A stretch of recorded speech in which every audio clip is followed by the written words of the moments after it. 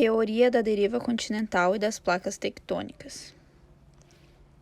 A deriva continental é uma teoria elaborada por Alfred Wegener em 1912. De acordo com essa teoria, os continentes terrestres formavam há mais de 200 milhões de anos uma massa única chamada Pangeia.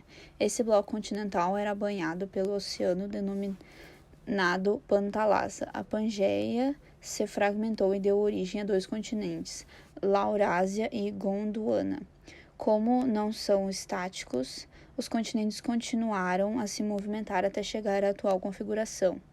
A comprovação da existência de grandes blocos rochosos que formam a litosfera é a explicação do mecanismo que os movimentam sobre o magma vieram somente na década de 1960, 30 anos após a morte de Wegener.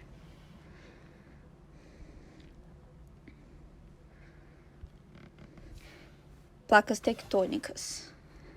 Placas tectônicas são grandes blocos rochosos semi-rígidos que compõem a crosta terrestre.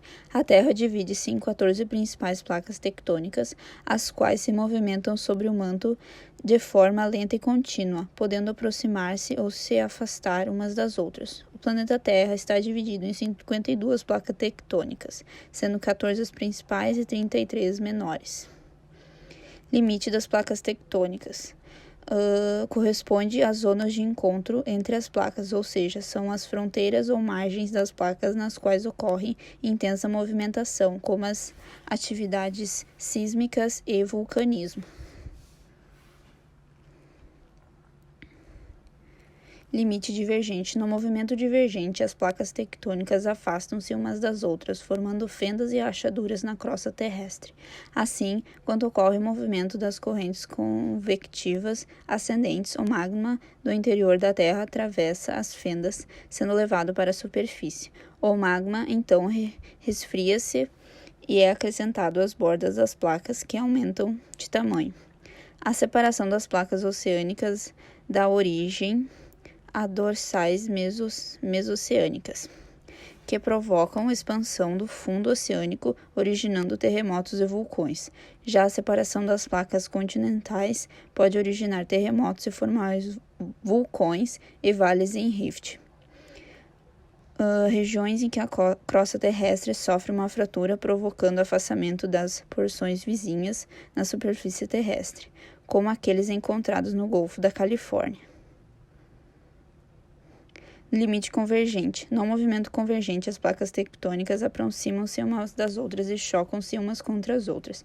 Quando o movimento convergente ocorre entre uma placa oceânica e uma placa continental, a primeira retorna ao manto, enquanto a segunda enruga-se, formando dobras. Isso ocorre porque as rochas das placas oceânicas são mais densas que as rochas das placas continentais. Quando ocorre um choque entre duas placas oceânicas, apenas uma das placas afundará, no caso a mais densa entre as duas.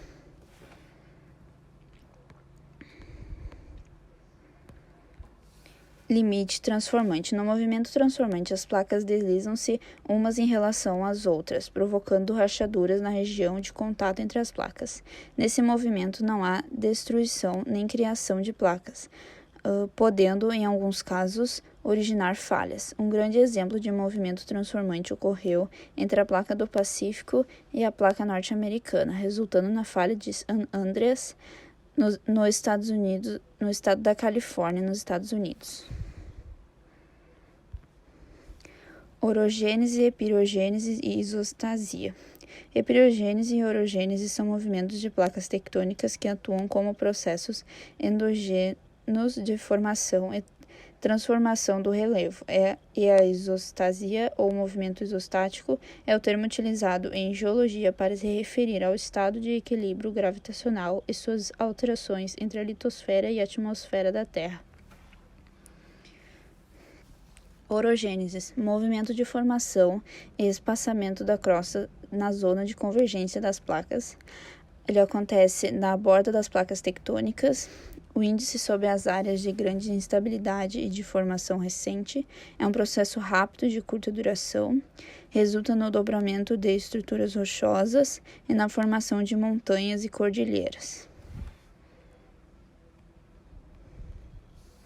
Epirogênese, movimento vertical de surgimento ou rebaixamento da crosta continental, acontece em áreas distantes do contato das placas tectônicas. Índice sobre áreas antigas onde a estrutura rochosa está consolidada, é um processo lento e resulta em fraturas na superfície e no falhamento geológico, podendo ocorrer dobramentos na estrutura rochosa. Isostasia. Isostasia é um conceito fundamental na área da geologia que descreve o equilíbrio vertical da crosta terrestre. Ela se baseia na ideia de que a crosta terrestre flutua em um manto viscoso subjacente devido à variação da densidade e espessura das rochas. A isostasia é responsável por moldar a superfície terrestre ao longo do tempo, influenciando a formação de montanhas, vales, planícies e até mesmo na distribuição dos oceanos. A isostasia tem alguns princípios.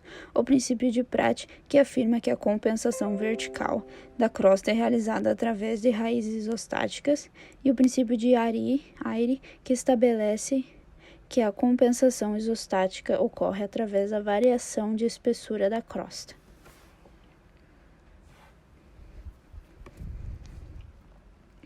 Vulcões. Vulcões são estruturas geológicas constituídas de massa de rocha fundida devido às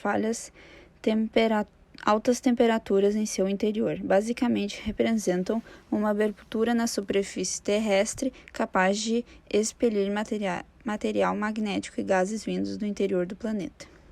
Terremotos. Os terremotos são fenômenos naturais caracterizados pelo deslocamento das placas tectônicas. O deslocamento dos grandes blocos rochosos terrestres que formam a litosfera libera grande força e pressão que causam os terremotos.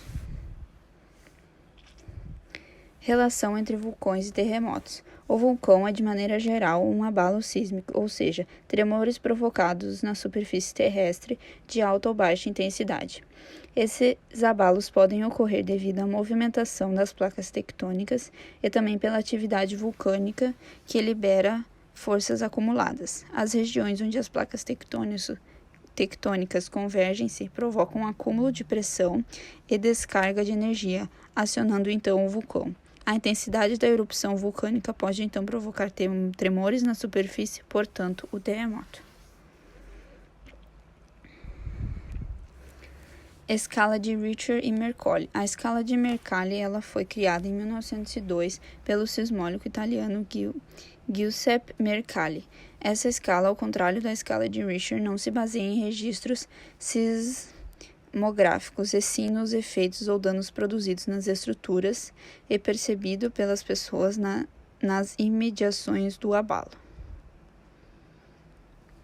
A escala de Richter aumenta de forma logarítmica, de maneira que cada ponto de aumento significa um aumento 10 vezes maior. Dessa forma, um sismo de magnitude 40 é 100 vezes maior que um de 2.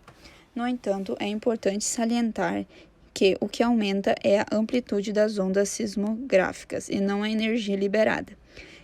Em termos gerais, a energia de um terremoto aumenta um fator de 33 para cada grau de magnitude, ou aproximadamente 1000 vezes a cada 2 unidades. A escala de Richter é uma escala infinita ou aberta, podendo inclusive apresentar números negativos. No entanto, as forças naturais envolvidas limitam o topo da escala em aproximadamente 10. Teoricamente, não existe energia em um terremoto capaz de superar esta marca. Escala de Mercalli. Para um mesmo sismo, a intensidade pode ser diferente em diversas localidades reportadas. A escala de Mercalli tem uma importância apenas qualitativa e não deve ser interpretada em termos absolutos, uma vez que depende da observação humana. Por exemplo, um terremoto classificado como 7 na escala de Richter num deserto inabitado é classificado como 1 na escala de Mercalli, enquanto um terremoto de menor magnitude, classificado como 5, numa zona onde as construções são frágeis e pouco preparadas para resistir a abalos sísmicos, pode causar efeitos devastadores e ser classificado como intensidade 9. Aqui temos umas imagens. A primeira imagem é como são os terremotos, a segunda é a deriva continental, a terceira são os vulcões e a quarta são as placas tectônicas. Obrigada pela atenção.